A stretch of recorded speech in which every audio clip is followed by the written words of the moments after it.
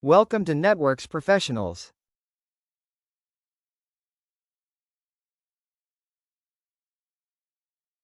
All right, let's jump right in. If you're tackling your CCNA, you already know that building a network is one thing, but defending it, that's a whole different ballgame.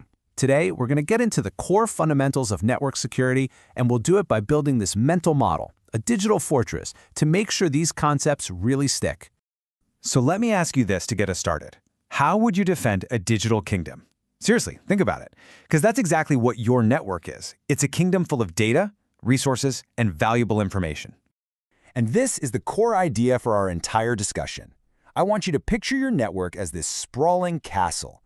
It's got walls, it's got gates, and most importantly, it's got treasure inside that you absolutely have to protect. So let's figure out how to be its best defender. Okay, first things first. Before you can even think about building walls or posting guards, you've got to know what you're protecting, right? These are the crown jewels of our digital fortress. First up is confidentiality. This is all about secrecy. You need to be sure that your data can only be seen by the people who are supposed to see it.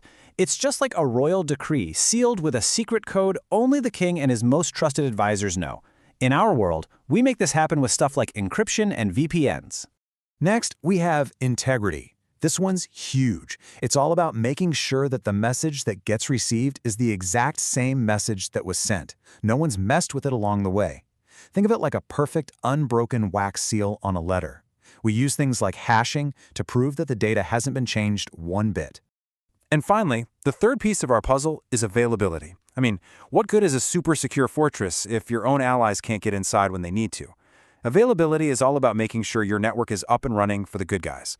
This is where we defend against things like denial of service attacks, which are basically designed to just slam the castle gate shut on everyone. So we know what we need to protect. Now we got to talk about who we're protecting it from. It's time to meet the enemies at the gates. And wow, here's a look at the rogues gallery we're up against. These are all the different ways an enemy might try to attack our castle. They could try to sneak in a side door. That's your unauthorized access. Or they might try to trick one of your guards into handing over the keys. That's social engineering, like a phishing attack. They could try to spread a sickness inside the walls, like malware.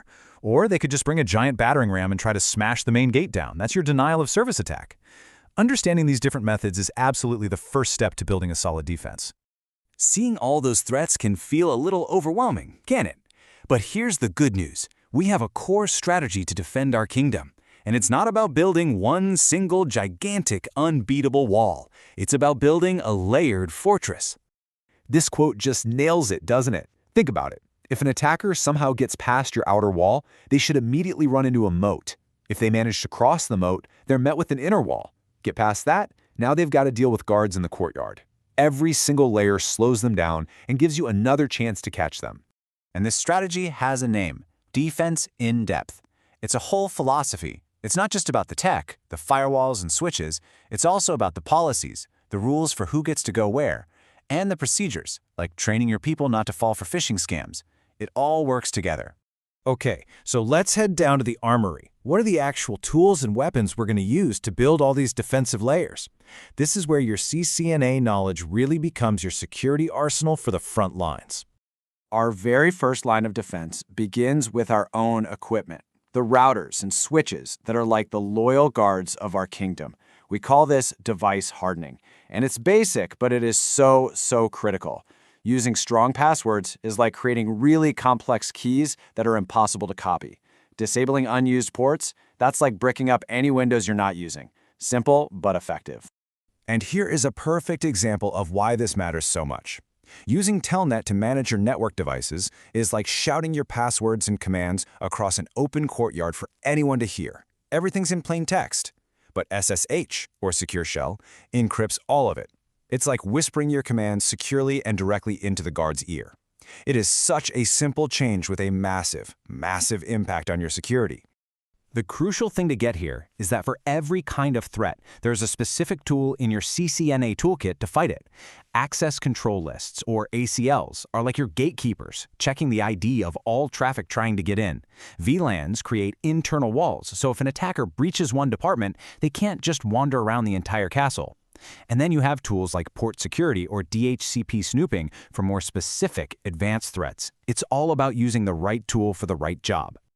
Now, we've talked a whole lot about digital defenses, but we can't forget about the very ground our castle is built on.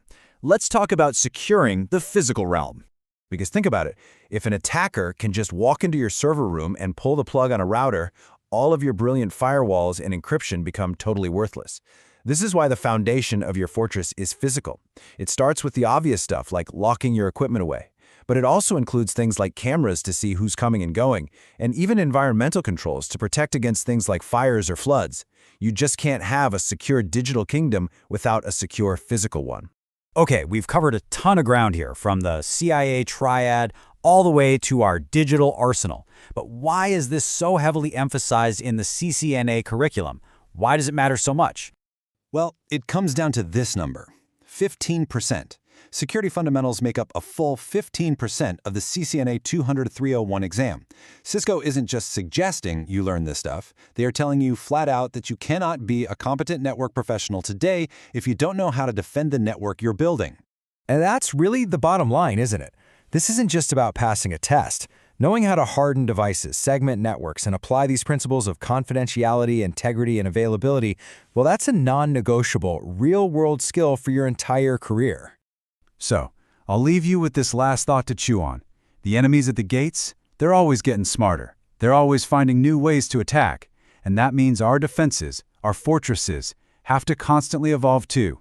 As you keep going with your studies, always be asking yourself, what will the fortress of the future need to look like? Thanks for tuning in. Thanks for watching.